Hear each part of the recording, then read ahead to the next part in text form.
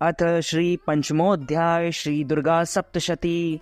ओम। इस उत्तर चरित्र के रुद्र ऋषि हैं, महासरस्वती देवता हैं, अनुष्टुप छंद है, भीमा शक्ति है, भ्रामरी बीज है, सूर्य तत्व है और सामवेद स्वरूप है। महासरस्वती की प्रसन्नता के लिए उत्तर चरित्र के पाठ में इसका विनियोग किया जाता है, जो अपने कर कमलों में घंटा, शूल, हल, शंख, मूसल, चक्र, धनुष और बाण धारण करती है। शरद ऋतु के शोभा संपन्न चंद्रमा के समान जिनकी मनोहर कांति है, जो तीनों लोकों की आधारभूता और शुंभ आदि दैत्यों का नाश करने वाली है, तथा गौरी के शरीर से जिनका प्राकट्य हुआ है, उन महासरस्वती देवी का मैं निरंतर भजन करता हूँ। ऋषि कहते हैं, पूर्व काल में शुंभ और निशुंभ नामक असुरों ने अपने बल के घमंड में आकर शचीपति इंद्र के हाथ से तीनों लोकों का राज्य और यज्ञ भाग छीन लिए। वे ही दोनों सूर्य, चंद्रमा, कुबेर, यम और वरुण के अधिकार का भी उपयोग करने लगे। वायु और अग्नि का कार्य भी वे ही करने लगे। उन दोनों ने सब देवताओं को अपमानित, राज्य भ्रष्ट, पराजित तथा अधिकारहीन करके स्वर्ग से निकाल दिया। उन दोनों महान असुरों से तिरस्कृत देवताओं ने अपराजिता देवी का स्मरण किया और सोचा, जगदम्बा ने हम लोगों को वर दिया था कि आपत्ति काल में स्मरण करने पर मैं तुम्हारी सब आपत्तियों को तत्काल नाश कर दूंगी। यह विचार कर देवता गिरिराज हिमालय पर गए और वहां भगवती विष्णु माया की स्तुति करने लगी। देवता बोले, देवी को नमस्कार है, महादेवी शिवा को सर्वदा नमस्कार है, प्रकृति एवं भद्रा को प्रणाम है। हम लोग नियम पूर्वक जगदम्बा को नमस्कार करते हैं। रौद्र को नमस्कार है, नित्या, गौरी एवं धात्री को बारंबार नमस्कार है। ज्योत्सनमयी चंद्र रूपिणी एवं सुख स्वरूपा देवी को सततम प्रणाम है। शरणागत को कल्याण करने वाली वृद्धि एवं सिद्धि रूपा देवी को हम बारंबार नमस्कार करते हैं। नैऋत्य राक्षसों की लक्ष्मी, राजाओं की लक्ष्मी तथा शवर्णी शिव पत्नी स्वरूपा आप जगदम्बा को हम बारंबार नमस्कार करते हैं। दुर्गा, दुर्गपारा, दुर्गम संकट से पार उतारने वाली, सारा सबकी सारभूता, सर्वकारिणी ख्याति कृष्णा और धुम्रा देवी को सर्वदा नमस्कार है। अत्यंत सौम्य तथा अत्यंत रौद्र रूपा देवी को हम नमस्कार करते हैं, उन्हें हमारा बारंबार प्रणाम है। जगत की आधारभूता कृति देवी को बारंबार नमस्कार है, जो देवी सब प्राणियों में विष्णु माया के नाम से कही जाती है, उनको नमस्कार है। उनको नमस्कार, उनको नमस्कार, उनको बारंबार नमस्कार है। जो देवी सब प्राणियों में चेतना कहलाती है, उनको नमस्कार, उनको नमस्कार, उनको बारंबार नमस्कार है। जो देवी सब प्राणियों में बुद्धि रूप से स्थित है, उनको नमस्कार, उनको नमस्कार, उनको बारंबार नमस्कार है। जो देवी सब प्राणियों में निद्रा रूपा से स्थित है, उनको नमस्कार, उनको नमस्कार, उनको बारंबार नमस्कार है। जो देवी सब प्राणियों में शुद्धा रूपा से स्थित है, उनको नमस्कार, उनको नमस्कार, उनको बारंबार नमस्कार है। जो देवी सब प्राणियों में छाया रूप से स्थित है, उनको नमस्कार, उनको नमस्कार, उनको बारंबार नमस्कार है। जो देवी सब प्राणियों में शक्ति रूप से स्थित है, उनको नमस्कार, उनको नमस्कार, उनको बारंबार नमस्कार है। जो देवी सब प्राणियों में तृष्णा रूप से स्थित है, उनको नमस्कार, उनको नमस्कार, उनको बारंबार नमस्कार है। जो देवी सब प्राणियों में शांति क्षमा रूप से स्थित है, उनको नमस्कार, उनको नमस्कार, उनको बारंबार नमस्कार है। जो देवी सब प्राणियों में जाति रूप से स्थित है, उनको नमस्कार, उनको नमस्कार, उनको बारंबार नमस्कार है। जो देवी सब प्राणियों में लज्जा रूप से स्थित है, उनको नमस्कार, उनको नमस्कार, उनको बारंबार नमस्कार है। जो देवी सब प्राणियों में शांति रूप से स्थित है, उनको नमस्कार, उनको नमस्कार, उनको बारंबार नमस्कार है। जो देवी सब प्राणियों में श्रद्धा रूप से स्थित है, उनको नमस्कार, उनको नमस्कार, उनको बारंबार नमस्कार है। जो देवी सब प्राणियों में कांति रूप से स्थित है, उनको नमस्कार, उनको नमस्कार, उनको बारंबार नमस्कार है।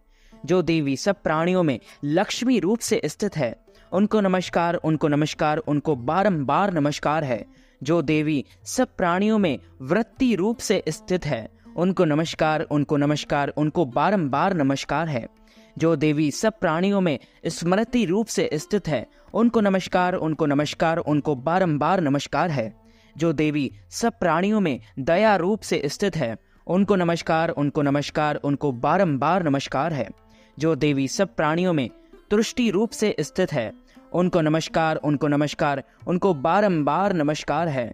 जो देवी सब प्राणियों में माता रूप से स्थित है, उनको नमस्कार, उनको नमस्कार, उनको बारंबार नमस्कार है। जो देवी सब प्राणियों में भ्रांति रूप से स्थित है, उनको नमस्कार, उनको नमस्कार, उनको बारंबार नमस्कार है। जो जीवों के इंद्रिय वर्ग की अधिष्ठात्री देवी एवं सब प्राणियों में सदा व्याप्त रहने वाली उन व्याप्ति देवी को बारंबार नमस्कार है। जो देवी चैतन्य रूप से इस संपूर्ण जगत को व्याप करके स्थित है, उनको नमस्कार, उनको नमस्कार, उनको बारंबार नमस्कार है। पूर्व काल में अपने अभिष्ट की प्राप्ति होने से देवताओं ने जिनकी स्तुति की तथा देवराज इंद्र ने बहुत दिनों तक जिनका सेवन किया, वह कल्याण की साधन भूता ईश्वरी हमारा कल्याण और मंगल करे तथा सारी आपत्तियों का नाश कर डाले।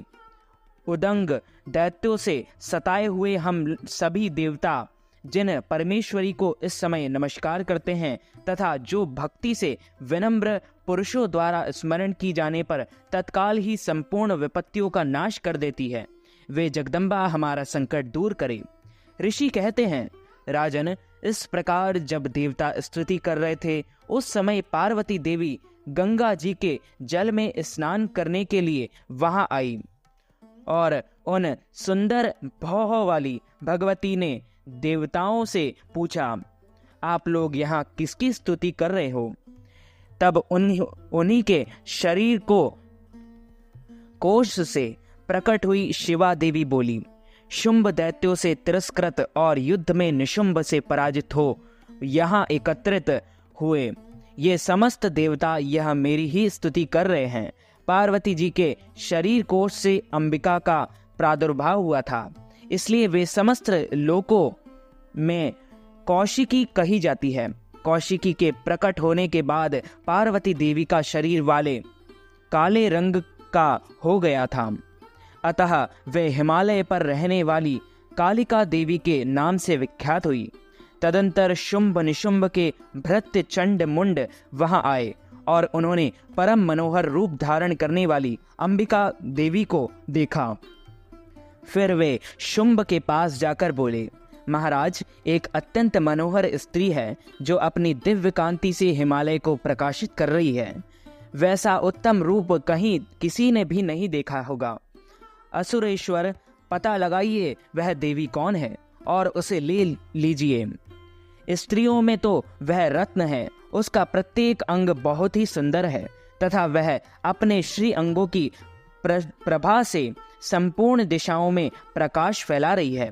दैत्यराज, अभी वह हिमालय पर ही मौजूद है, आप उसे देख सकते हैं।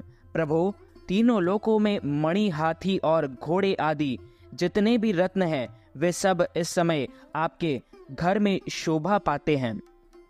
हाथियों में रत्नभूत ऐरावत, यह बारी जात का वृक्ष और यह उच्च श्रवा घोड़ा, यह सब आपने इंद्र से ले लिया है।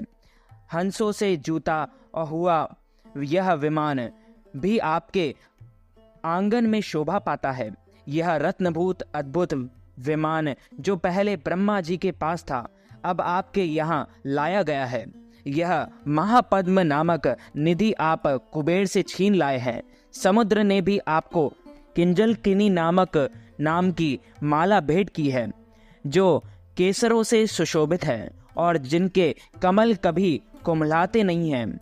सुवर्ण की वर्षा करने वाला वरुण का छत्र भी आपके घर में शोभा पाता है तथा यह श्रेष्ठ रथ जो पहले प्रजापति के अधिकार में यह था, अब आपके पास मौजूद है। दैतेश्वर, मृत्यु की उत्क्रांतिता नाम वाली शक्ति भी आपने छीन ली है तथा वरुण का पाश और समुद्र में होने वाले सब प्रकार के रत्न आपके भाई निशुंभ के अधिकार में हैं। अग्नि ने भी स्वतः शुद्ध किए हुए 2 वस्त्र आपकी सेवा में अर्पित किए हैं। दैत्यराज, इस प्रकार सभी रत्न आपने एकत्र कर लिए हैं। फिर जो यह स्त्रियों में रत्न रूप कल्याणमयी देवी है, इसे आप क्यों नहीं अपने अधिकार में कर लेते? ऋषि कहते हैं, चंड मुंड का यह वचन सुनकर शुंभ ने महादैत्य सुग्रीव को दूत बनाकर देवी के पास भेजा और कहा, तुम मेरी आज्ञा से उसके सामने ये बातें कहना और ऐसा उपाय करना जिससे प्रसन्न होकर वह शीघ्र ही यहाँ आ जाए।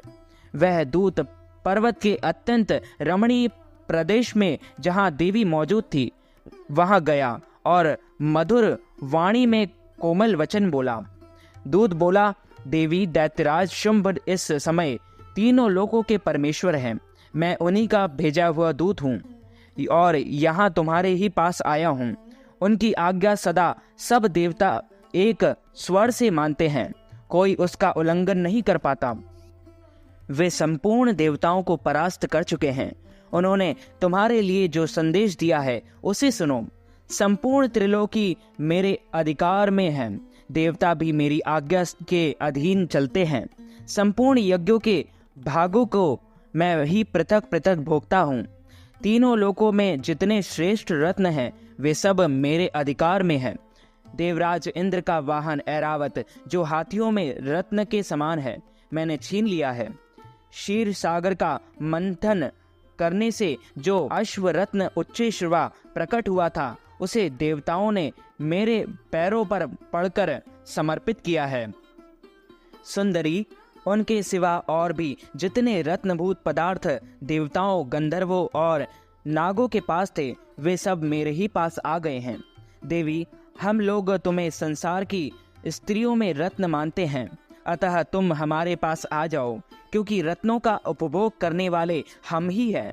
चंचल कटाक्षों वाली सुंदरी, तुम मेरी या मेरे भाई महापराक्रमी निशुंभ की सेवा में आ जाओ, क्योंकि तुम रत्न स्वरूपा हो। मेरा वर्ण करने से तुम्हें तुलना रहित महान ऐश्वर्य की प्राप्ति होगी। अपनी बुद्धि से यह विचार कर तुम मेरी पत्नी बन जाओ। ऋषि कहते हैं, दूत के यो कहने पर कल्याणमयी भगवती दुर्गा देवी, जो इस जगत को धारण करती है, मन ही मन गंभीर भाव से मुस्कुराई और इस प्रकार बोली। देवी ने कहा, दूत, तुमने सत्य कहा है, इसमें तनिक भी मिथ्या नहीं है। शुंभ तीनों लोकों का स्वामी है और निशुंभ भी उसी के समान पराक्रमी है, किंतु इस विषय में मैंने जो प्रतिज्ञा कर ली है उसे मिथ्या कैसे करूं? मैंने अपनी अल्प बुद्धि के कारण पहले से जो प्रतिज्ञा कर रखी है उसे सुनो।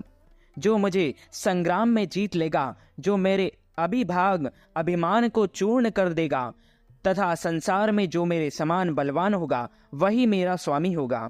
इसलिए शुंभ अथवा महादैत्य निशुंभ स्वयं ही यहाँ पधारे और मुझे जीतकर शीघ्र ही मेरा पाणी ग्रहण कर ले। इसमें विलंब की क्या आवश्यकता है? दूत बोला, देवी, तुम घमंड में भरी हो, मेरे सामने ऐसी बातें ना करो। तीनों लोकों में कौन ऐसा पुरुष है जो शुंभ निशुंभ के सामने खड़ा हो सके?